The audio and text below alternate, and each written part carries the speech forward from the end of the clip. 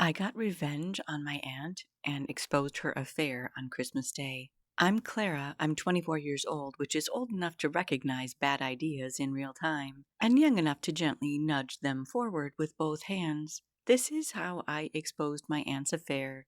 The perfect revenge that's been 3 years in the making since she destroyed my relationship with the woman I love. And no, I didn't cheat on my girlfriend. There was no affair involved in that, but that's a whole other story. The plan started at my mom's Christmas work party. She'd asked me to go along because I was hoping to get a job in her company, and she told me it was a good networking opportunity. Her work parties are always held in some aggressively beige, ugly banquet room with a couple strings of lights, trying their best to improve the atmosphere. The decor was definitely struggling to be festive, but there was free food and an open bar, and at 24, that's basically a binding contract. And this is where Kevin comes in. Kevin works with my mom. They've been friends for years.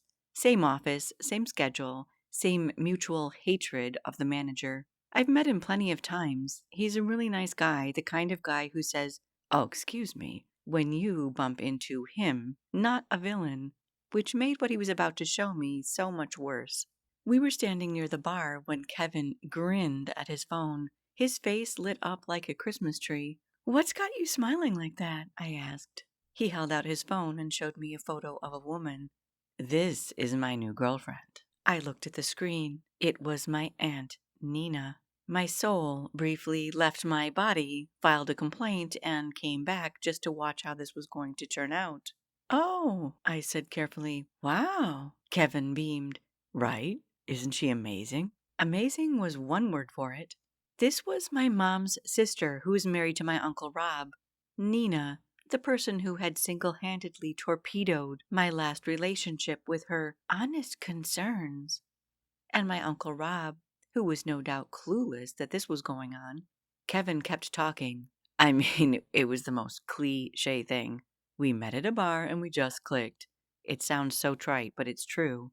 I nodded, taking a slow sip of my drink, committing this information to memory like a prosecutor. "She's family-oriented," Kevin added. "Big on holidays." And that's when I learned the second important detail. Kevin had asked Nina to spend Christmas with him because his family was out of state and he hadn't had any other invitations. But she said she'd planned to spend it with family and wasn't ready to introduce him just yet, claiming it was still early days. I waited until Kevin wandered off to grab another drink before I went and found my mom. "Hey," I said casually, as if I wasn't holding a live grenade. "You know, Kevin doesn't have family in the state, right?" She nodded. "Yeah, poor guy." "You should invite him to Christmas," I suggested. "I was just chatting with him. He's really nice and no one should be alone at Christmas." My mom smiled immediately. "That's such a good idea." I smiled too. Internally, I was doing backflips. I was excited. I'm not gonna lie, I felt like a kid at Christmas who was waiting for a very anticipated gift from Santa. Aunt Nina ruined my last relationship. Not accidentally, not unknowingly. She planted doubts. She planted bad seeds in my mind, essentially. She exaggerated small conflicts. She lied about seeing my girlfriend with another woman.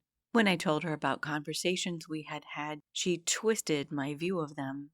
I was younger then, but not adolescent anymore, not immediately ready to reject all adult advice. I actually believed her advice was well-meaning, and it caused argument after argument with Jackie, who finally had enough.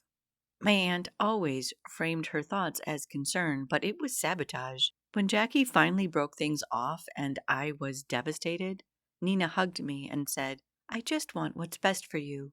What she thinks is best for me is for this phase of mine to wear off and for me to fall for a man. I've never forgotten that. I was 21 and I was head over heels, madly in love, and I remember the heartbreak I felt like it was yesterday.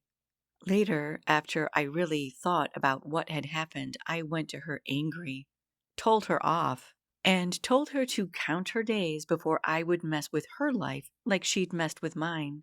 She laughed and called me absurdly dramatic. She should have listened because the day of reckoning was noted on everyone's calendar. Christmas Day arrived and I was ready. Kevin showed up early. He brought wine, a dessert, and the excitable energy of a man at the holidays who didn't know he was walking into a trap. My mom hugged him, thanked him for coming, and ushered him into the living room. He sat on the couch and started chatting with my dad. Over the years, Kevin and my dad had taken charge at barbecues and gotten along well. I felt a pang of guilt knowing that I had invited him here to set off an explosion in my family. But revenge was also on my mind. Sweet revenge. I handed Kevin and my dad a beer each and sat down, saying Merry Christmas to him. Yeah, Merry Christmas, he returned. It's nice to be in good company at this time of year. That pang of guilt grew slightly, but then the doorbell rang. Nina had arrived, and my Uncle Rob followed behind her, carrying a pie and 2 bags of gifts. They stepped inside, and Nina froze when she saw Kevin. Her face drained of color so fast, I thought she might pass out right there on the welcome mat. Oh, she managed to say. My mom clapped her hands together, completely oblivious. Nina, Rob, you're here. Come in, come in. Then she gestured toward Kevin. Have you met Kevin? Kevin stood up. Nina, my mom continued brightly, this is Kevin. He works with me and doesn't have family close by, and no one should be alone at Christmas, she said, stealing my line. Rob stuck out his hand. Nice to meet you, man. Kevin shook it and then looked at Nina. Really looked. And something in his expression hardened. I could see it. Actually, Kevin said, his voice tight, we've met. For a moment there was just the music box Christmas CD tinkling softly in the background. Nina's mouth opened, closed, opened again. Kevin, she said quietly but sharply. Rob laughed nervously. You have? When? Kevin took a breath. I'm her boyfriend. What did you just say? Rob asked. Kevin pulled out his phone. We've been together for 3 months. She told me she was in the process of getting a divorce, but that's obviously a lie. Nina said his name again, almost screamed it, but Kevin kept going. I invited her to Christmas. Kevin shook his head. This is why you didn't spend Thanksgiving with me. Now it makes sense. You couldn't because you're still very much with your husband. Rob was staring at the phone. He took it from Kevin's hand and started swiping through the photos. I shifted my position so I could catch a glimpse. Selfie after selfie. Them in bars, them kissing, them in hotel rooms, and on dates. He's telling the truth, isn't he? You've been cheating on me for months, Rob said. Nina started crying, loudly and desperately. The kind of crying meant to incite sympathy and redirect blame, even if it was partly genuine. You've been so distant. I needed more, Nina sobbed. If you had been there more. You're blaming me for you sleeping with another man? Uncle Rob said, his eyes wild and angry. It wasn't just sleeping together. We were making plans, Kevin told him. I thought we were going to be building a life together. A life I thought was built on love and shared respect. I don't believe this. I can't believe you would do this to me, Uncle Rob said. I didn't mean to, Nina cried. It was nothing, I swear. So the last 3 months meant nothing to you? I meant nothing to you? Kevin demanded. No, I didn't mean that. I... Uncle Rob shook his head. Don't come home. I don't want to see you. Nina looked at him pleadingly. You don't mean that. Yeah, I do. Uncle Rob left, and Aunt Nina looked desperately at the door and then back at Kevin. We don't have to throw away what we have. We can heal from this. Kevin scoffed. Are you for real? You've lied to me for months. You let me believe we were going to have a life together, and the whole time you were just cheating. I'm the other man. It's not like that. Rob and I have been having problems. I love you. You love me? You were stringing me along, making me believe in us, but there was no us. You've cheated on your husband for our entire relationship. How do I know you'd never cheat on me? It's completely different with you. I would never. I can promise you. I can never believe that. I can never believe you again. Kevin turned to my mom. Thanks for inviting me, Wendy. I'm really sorry about this. I had absolutely no idea. I know, Kevin. It's all right. I'll see you at work. No, you stay, Kevin. Nina is leaving, Mom said, with a pointed look. Nina's eyes widened. Where am I supposed to go? Rob doesn't want me at home and he took the car. Well, you got yourself into this. You can get yourself out of it, Mom said.